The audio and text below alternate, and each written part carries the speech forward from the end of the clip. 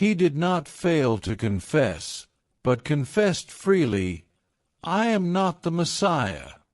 Delving into the text, he did not fail to confess. What this means is that we humans, just like John, sometimes when we come to church, we go a confession booth, and we make a confession of the bad things we have done this week. Now, this process of confession is a very good thing to do. This process of confession is sort of like recognizing your own mistakes. There is a quote which says, "Know your enemy and half of the battle is already over." What this means is that in spiritual practice, brain will be your enemy and you will need to retrain it into a friend or simply a tool. In this process of retraining, we will need to make constant improvements in ourselves. This will be a three-way process. First, recognizing what are the mistakes your brain is making you do. Then read some scriptures and try to find the counter-good property which God appreciates in His people. We humans, when we have the right attitude, we can do wonders. We humans have been given a brain to only use it in a way that we only do the right thing. Now you will ask, why should we do that? Think of it like this: God sees everything, and our every comma we do is being recorded. So if it is being recorded, you would like the thing being recorded to be good, right?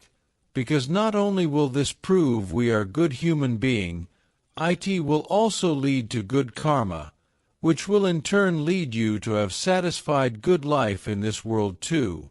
And once in life you have this improvement mindset, then actually a miracle can happen, which is when you have made enough improvements and have used God's wisdom or by praying to do it. With every improvement you do, your relationship with God will improve. Seeing this improvement, God will be pleased. He may even reward you with His eternal love. Now, once God has given you His eternal love, a change will happen in you. What this change is that you will want to gain His favor and make Him happy.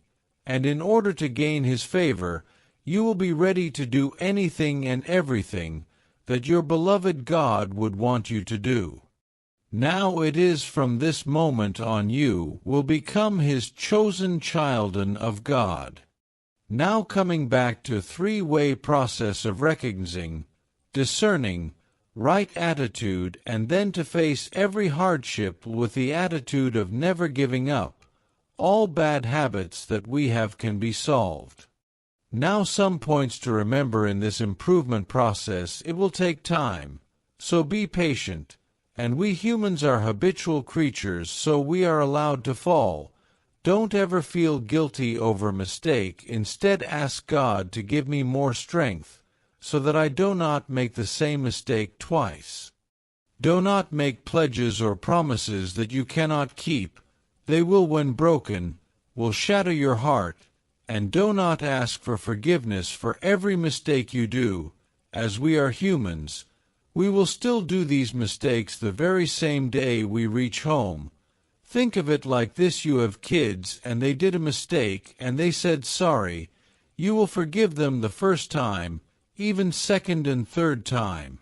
But from fourth time you will try to make them learn about their mistakes, so that they do not the same mistake again. But he confessed freely. Now some really fortunate souls will get this opportunity of confessing their sins in front of God. When you have this chance, make sure that you do not hide anything, as no crime we did is too big for God to forgive. Or you can also ask Him that for the sins I have done, let me atone for my crimes. Sort of like a man is saying that I am ready to take responsibility for my actions. I am willing to take any punishment you think that I deserve. So sometimes in this sort of a situation, God will grant on you a punishment which is actually a grace to quickly help you get rid of all the bad karma that you have. So have faith and stay strong. and see to it that you ride through this time of punishment, and remember that a life on earth will have both good times and bad times, and so if you pass through these bad times, good times will always come to you. I am not the Messiah. Now John over here is talking to some priests from Jerusalem. They are asking him that, who is he? And he is saying to them that he is not the Messiah.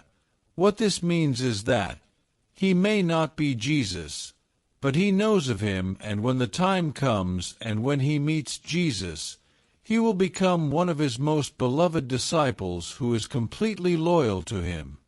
In this text, what is the meaning of the word Messiah? The meaning of this word is a Savior. What is the meaning behind the term Savior? The reason why this term is being used is because this creation in which we live in is sort of like prison. Since this creation has been created and we souls have been dispatched to this creation, we have been away from our beloved God. So all this time away from our home sort of feels like we are in prison. If there is prison, there must be a prison warden too, and this warden will use every last bit of his power to see to it no soul escapes from this prison. So Jesus at this time will come as a Savior. He will open the door of this prison, and people who are willing to go with him will have their release from this prison. Now, in order to do this, what Jesus will have to do is that he will need to make sure that his people will have zero karma left, which is tying them to this creation, and then take you back to your eternal home where your beloved God is waiting for you.